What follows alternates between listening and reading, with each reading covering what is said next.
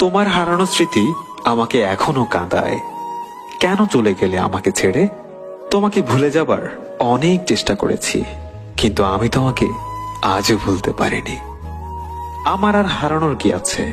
ভালোবাসাই তো পেলাম না। ভালোবাসতেও ভয় হয় আজকাল। চারিদিকে এত অভিনয়, এত মিথ্যা, এত স্বার্থপরতা।